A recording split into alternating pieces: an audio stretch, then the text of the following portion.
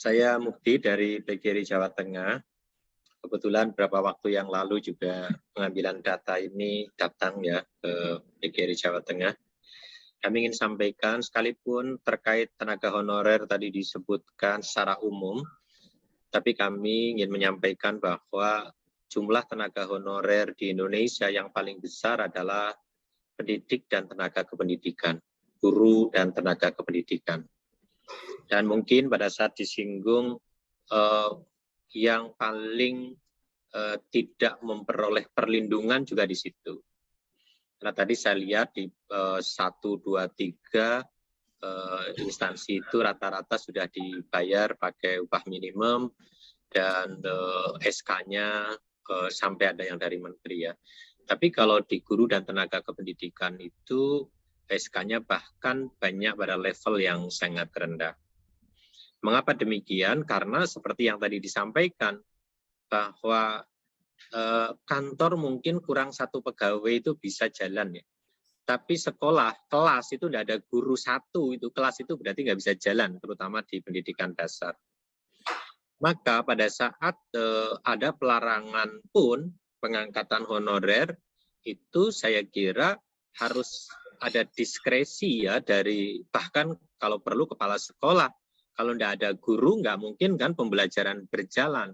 Padahal kita punya kewajiban untuk melaksanakan pembelajaran itu, terutama di sekolah negeri ya. Maka muncullah ada itu. Sekalipun banyak juga akhirnya karena ada peraturan yang melarang, banyak pemerintah daerah yang nggak berani juga mengangkat. Itu lebih parah lagi, nggak diberi SK, nggak diberi apa-apa, tapi disuruh kerja. Nah ini masalah yang cukup serius ya. Nah akhirnya saya kira pemerintah sekarang sudah mencoba menyelesaikan masalah ini melalui Mas Menteri dengan akan mengangkat 1 juta guru P3K. Namun demikian ini juga tidak mudah. Pada saat pemerintah pusat menyiapkan formasi 1 juta guru, tetapi pemerintah daerah tidak mengusulkan 1 juta, hanya sekitar 530. Ini juga masalah yang terus saja tidak sinkronnya antara pemerintah pusat dengan pemerintah daerah. Pada saat pemerintah pusat menyadari bahwa ini sekolah adalah kewajiban undang-undang, menyelenggarakan pendidikan itu kan wajib ya. Dan menyelenggarakan pendidikan itu syaratnya ya ada guru.